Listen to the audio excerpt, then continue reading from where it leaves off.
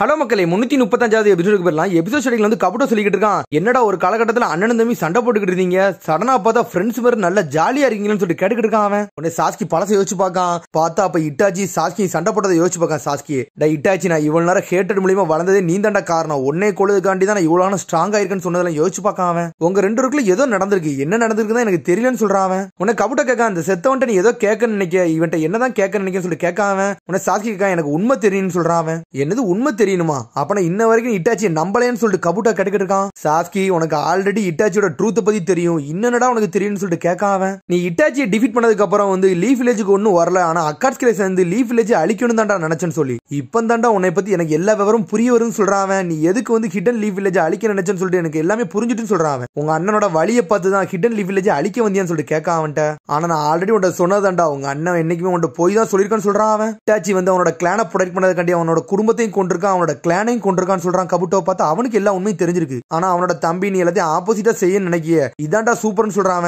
உடனே கபுட்டோ சொல்றான், அதனால சாஸ்கி நீ எனக்கு வேணும்னு சொல்றான்.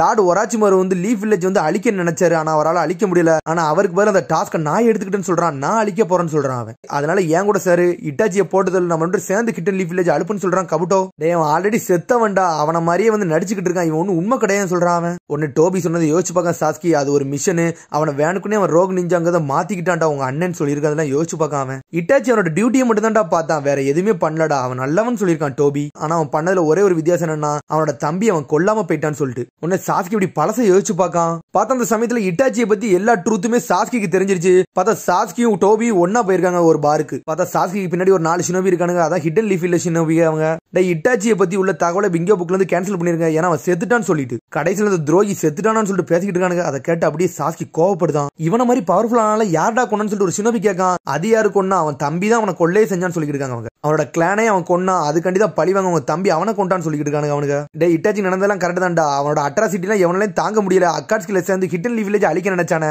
அவங்கள செத்தது கரெக்ட்னு சொல்லிட்டு இருக்காங்க. அவனுக்கு நம்ம ஹிடன் லீஃப் வில்லேஜ்ல ஹிஸ்டரியில இவன மாதிரி ஒரு மோசமான ஆள் கிடையாதுன்னு சொல்லிட்டு இருக்காங்க. அவனுக்கு அவனை நான் தான் கொல்ல நினைச்சுன்னு சொல்லிட்டு இருக்கான் ஒருத்தன். சடனா சாஸ்கி கோபப்பட்டு எந்திக்கான், ஆனா திரும்ப மாட்டுக்கான். உடனே ஒரு ஷினோபி சொல்றான், இந்த எஸ் கிளாஸ் கிரிமினல கொல்ற அளவுக்கு சாஸ்கிக்கு நல்லா பவர்ஃபுல் இருக்காடா, உண்மையிலே அவன் பிரதர் வேற லெவல்னு சொல்லிட்டு இருக்காங்க. அவனுக்கு பார்த்தா இட்டாச்சி பத்தி ஒன்னொன்னா பேசிக்கிட்டு இருக்கானுங்க. சடனா டோபி ஸ்டாப் பண்றான் சாஸ்கியை, டே உனக்கு தெரிஞ்ச உண்மை அவனுக்கு எல்லாம் தெரியாதுன்னு சொல்றான். அவன் அப்பனா அவனுக்கு உண்மையை நான் புரிய வைக்கன்னு சொல்றான். சாஸ்கி நீ சொன்னாலும் அவங்களுக்கு புரியாதுன்னு சொல்றான், ஏன்னா அவங்க சுப்பீரியர் எல்லாமே இந்த உண்மையை மறைக்கணும் தான்டா நினைச்சாங்கன்னு சொல்றான் டோபி. அது மாதிரி இவங்கள்ட்ட நீ என்ன உண்மையை புரிய வச்சாலும் அவனுக்கு புரியாத மாதிரி தான் இருப்பானுங்க, ஏன்னா அவன் அண்ணன் ஆல்ரெடி அக்காட்ஸ்கில ஜாயின் பண்ணிட்டான், ஹிடன் லீஃப் வில்லேஜ் அழிக்கிற அளவுக்கு போயிட்டான்னு சொல்லிட்டு, அதனால நீ இவங்கள்ட்ட என்ன பேசணும்னு அவனால நம்ப மாட்டான்னு சொல்றான். அவன் இவனுங்களுக்காண்டி தான்டா எங்க அண்ணன் சாக்ரிஃபைஸ் பண்ணா துரோகியா மாறினா, ஆனா இவனுக்கு என்னெல்லாம் பேசுறானு பாத்தீங்கன்னா சொல்லிட்டு இருக்கான். நீ இப்படி பண்றதெல்லாம் பார்த்தா அது இட்டாச்சிக்கே பிடிக்காதுன்னு சொல்றான் டோபி. உன்னை சாஸ்கி இப்ப காட்டுறாங்க, நீ சொன்னது கரெக்ட் தான்டா, இட்டாச்சி நானும் வேற வேறன்னு சொல்றான். ஹிடன் லீஃப் அழிக்கிறது உன்னோட நோக்கம் கிடையாது, அது என்னோட நோக்கம் சொல்றான் சாஸ்கி. டே இட்டாச்சி எதுக்கு அந்த வாழ்க்கையை சூஸ் பண்ண எனக்கு தெரியும் சொல்றான், ஏன்னா அவன மாதிரி தான் நான் சொல்றான். உனக்கு கபுட்டோ சொல்றான், டே என்னோட பேக்ரவுண்டை பத்தி எனக்கு சரியா தகவல்லாம் தெரியாது, அது எல்லாமே புதுராத்தான் இருக்குன்னு சொல்றான். அதனால தான்டா லீஃப் வில்லேஜ்ல நான் ஒரு ஸ்பையா இருந்தேன்னு சொல்றான். கபுட்டோ அவனோட கதை சொல்ல ஆரம்பிக்கான், நான் ஒரு காலகட்டத்தில் ஒரு வில்லேஜ்ல இருந்து ஒரு வில்லேஜுக்கு போய் ஸ்பையா வாழ்ந்துகிட்டு இருந்தேன்டான்னு சொல்றான். என்னோட வாழ்க்கை முழுக்க பொய் தான்டா, நான் பொய் சொல்லி தான்டா வாழ்ந்தேன்னு சொல்றான். எனக்கு ஃப்ரெண்ட்ஸும் கிடையாது, காம்ரேட்ஸும் தெரியாதுடா, நான் எல்லா ஊர்லயும் உலாவிக்கிட்டே வருவேன், எந்த ஊருக்காரன்னு எவனாலுமே என்னை கணிக்க முடியாது சொல்றான். நான் ஸ்பை வேலை பார்த்து ஒரு காலகட்டத்தில் ஹிடன் லீஃப் காரங்களே என்ன நம்பாம போயிட்டானுங்கன்னு சொல்றான். அதனால என்னோட மிஷன்ல இருந்து நான் விலகிட்டேன்னு சொல்றான் கபுட்டோ. கபுட்டோ சொல்றான், இட்டாச்சி நானும் ஹிடன் லீஃப் காண்டி என்னெல்லாமோ பண்ணிருக்கேன்டா, ஆனா கடைசியில அவனுக்கு வந்து என்னை அவமானம் தான் படுத்துறான்னு சொல்றான் கபுட்டோ. இந்த லீஃப் வில்லேஜ் எனக்கு எதுவுமே பண்ணணும்னு சொல்லிட்டு கத்திக்கிட்டு இருக்கான். இட்டாச்சி எப்படி வாழன்னு நினைச்சானோ அந்த மாதிரி உன்னை வாழ வைக்க நினைச்சான்னு சொல்றான் அவன். ஆனா கவலைப்படாத சாஸ்கி, நான் உயிரோடு இருக்கேன், நீ என்ன நினைக்கியோ உன்னோட எனக்கு அதை பத்தி எனக்கு எல்லாமே தெரியும் சொல்றான். அதனால உன்னோட பிக் பிரதரா நான் இருக்கேன், என் பக்கத்துல வான்னு சொல்றான் சாஸ்கிய. சாஸ்கி அவன் பேசுறது எதையும் கேட்கான்னு சொல்றான்.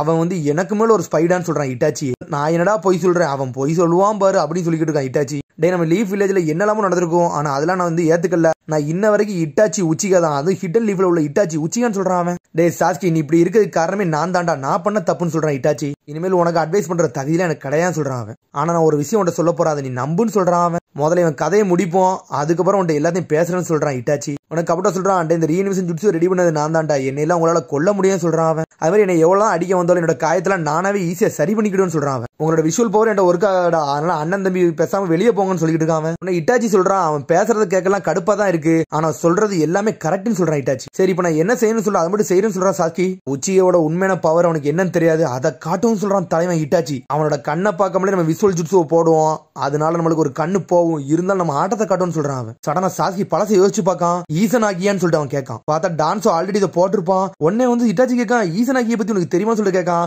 நானும் டான்ஸாவும் சண்டை போடல, அவன் வந்து ஈசன் ஆகி தான் போட்டான்னு சொல்றான் சாஸ்கி.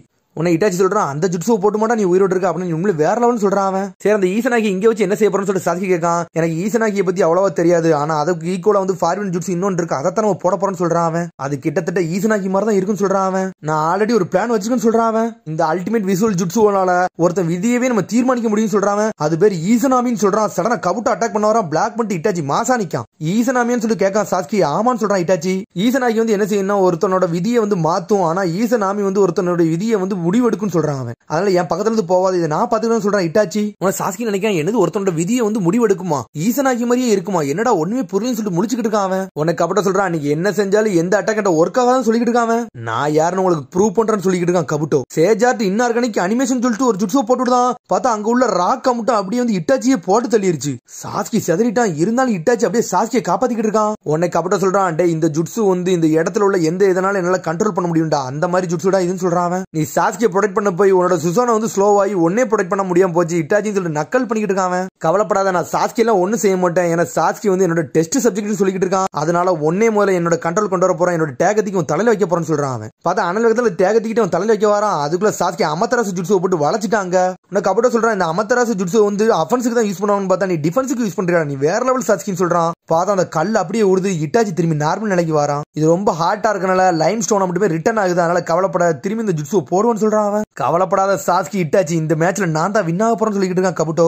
டே என்ன என்னாலே கணிக்க முடியாடா, நான் எந்த அளவுக்கு ஜுட்ஸு போடுன்னு தெரியாதுன்னு சொல்லிட்டு இருக்கான். டே லார்டு உரைச்சி மாதிரி என்னென்ன ரிசர்ச் எல்லாமோ பண்ணாருடா, அந்த ரிசர்ச் எல்லாத்தையும் நான் ஸ்டோர் பண்ணி அதை எனக்குள்ள ஏத்திக்கிட்டேன்னு சொல்றான். அதை எல்லாத்தையும் நான் யூஸ் பண்ணிட்டேன்னு சொல்றான். அதை நான் பரிமாற்றம் பண்ணி ஒரு ஸ்னேக்கை நான் டிராகனாவே மாத்திட்டேன்னு சொல்றான் அவன். என்னோட பவர் எந்த லெவலுக்கு போயிருக்கு தெரியுமாடா, சேஜ் ஆஃப் 6 பாத் பவர் அளவுக்கு போயிருக்குன்னு சொல்றான் அவன். என்னை கம்பேர் பண்ணல, உச்சிகாவும் பக்கத்துல வர முடியாது, ஒரு வயலும் பக்கத்துல வர முடியாது சொல்லிட்டு இருக்காம. உன்னை இட்டாச்சி சொல்றான், டே கபுட்டோ உன்னை பாக்கல என்னோட முந்தின காலத்தை பார்த்த மாதிரியே இருக்குன்னு சொல்றான்.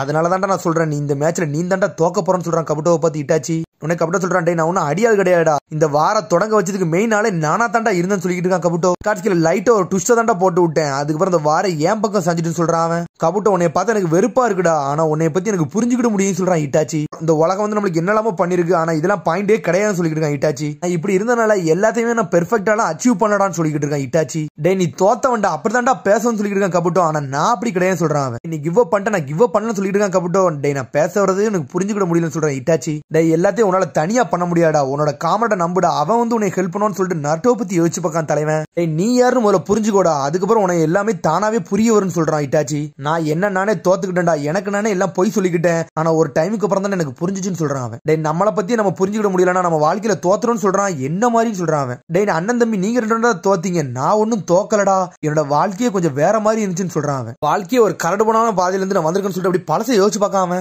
பார்த்தா கபுட்டோட சின்ன வயசு காலத்தை கட்டுறாங்க. பார்த்தா அவன் அடிபட்டு உட்காந்துருக்கான். பார்த்தா ஒரு சிஸ்டர் வந்து ட்ரீட்மெண்ட் பண்ணிக்கிட்டு இருக்கா. ஒரு பையன் சொல்றான், இங்க ஏதோ ஒரு பேட்டில் ஃபீல்ட்ல சண்டை நடந்திருக்கும் போலுக்கு, அந்த சண்டையில இருந்து பையன் அடிபட்டு கிடக்கான். இப்ப இந்த பையனை நம்ம என்ன செய்ய சொல்லிட்டு அந்த பையன் கேட்கான். இவன் மண்டையில வந்து ரொம்ப ரத்த வடிது, கூடிய சீக்கிரத்துல இறந்துருவான்னு சொல்லிட்டு இருக்கான் அவன். சடனா வந்து அவன் வந்து ஹீலிங் ஜுட்ஸை போட்டு ரெடி பண்றான் அவனை. பார்த்தா அவளை ஷினோபி தான் போலுக்கு. உன அந்த லேடி சொல்ற, கவலைப்படாத நான் மெடிக்கல் ஜுட்ஸை யூஸ் பண்ணி நீ சரி பண்ணிடுன்னு சொல்லிட்டு இருக்காவா. உன்னோட பேரண்ட்ஸ் எங்கன்னு சொல்லிட்டு கேட்காவா. பார்த்தா அது அவனுக்கு தெரியல, பேர் கேட்க எதுவுமே அவனுக்கு தெரியல.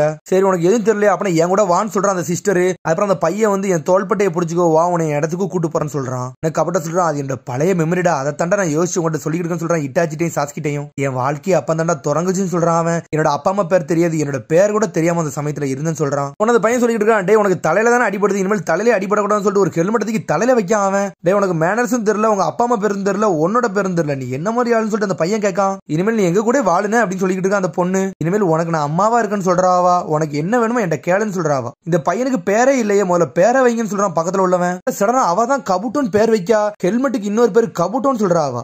கபுட்டோன்னு சொன்னோன்னே கபுட்டோ அப்படி முழிச்சு பார்த்துட்டு இருக்கான். சடனா சிரிக்கான். பார்த்தா அந்த பேர் அவனுக்கு பிடிச்சிருந்திருக்கு போல. அப்போ டேய் இவன் சிரிக்கான்டா, அப்ப இந்த பேரை அவனுக்கு வச்சுக்கணும்னு சொல்றான் அந்த பையன். அதுக்கப்புறம் பார்த்தா ராத்திரி ஆயிருச்சு, எல்லா பசங்களும் படுத்து தூங்க ஆரம்பிச்சிட்டாங்க. பார்த்தா கபுட்டை மட்டும் அந்த ஹெல்மெட்டை பார்த்துட்டு அப்படியே படுத்தே கிடக்கான். உனது பையன் சொன்னதை யோசிச்சு பார்க்கான். டே நாங்க இவ்வளவு ஹெல்ப் பண்ணிருக்கோம், எங்களுக்கு ஒரு தேங்க்ஸ் கூட சொல்ல மாட்டேன்னு சொல்லி கேட்டுக்கிட்டு இருக்காங்க. அதெல்லாம் யோசிச்சு பார்க்கான் கபுட்டோ. பார்த்தா கபுட்டோ அப்படி தூக்கத்துல இருந்து எஞ்சி வந்து தேங்க்ஸ் சொல்ல வந்திருக்கான் அந்த ரூமுக்கு. பார்த்தா ரூமுக்குள்ள ஒரு 3 பேர் பேசிக்கிட்டு இருக்காங்க. பார்த்தா உள்ள ஒரு ஃபாதர் 2 சிஸ்டரும் பேசிக்கிட்டு இருக்காங்க. அப்பல ஒரு மதர் வந்தாலும் அவளும் அங்கதான் இருக்கா. பார்த்தா அவங்க என்ன பேசிக்கிட்டு இருக்காங்க, வில்லேஜ்ல நம்மளுக்கு காசு இனிமேல் தரமாட்டேன்னு சொல்லிட்டாங்க, நம்ம இப்ப என்ன பண்ண, ஆல்ரெடி இன்னொரு பையனை வர வச்சிருக்கேன்னு சொல்லிட்டு அந்த பொண்ணுட்ட கேட்டுக்கிட்டு இருக்காங்க. உடனே அந்த சிஸ்டர் சொல்றா, கவலைப்படாதீங்க நான் ஏதாச்சும் இதுக்கு பண்றேன்னு சொல்றான் சொல்றாவா. சடனா ஒரு சத்தம் கேக்கு. பார்த்தா கபுட்டோ தடிக்கு கீழே வெளியே விழுந்து கிடக்கான். டேய் இது தூங்க வேண்டிய நேரம், இங்க என்னடா பண்ணிக்கிறேன்னு சொல்லிட்டு ஒரு லேடி வந்து கத்திக்கிட்டு இருக்கா. உனக்கு கபுட்டோ அப்படி பதறுதான். ஐயோ மன்னிச்சிருங்க, அந்த பையன் இப்பதான் முத நாள் வந்திருக்கான், அந்த பையனுக்கு இந்த ரூல்ஸ் பத்தி நான் தெரியாதுன்னு சொல்றான் அந்த பொண்ணு.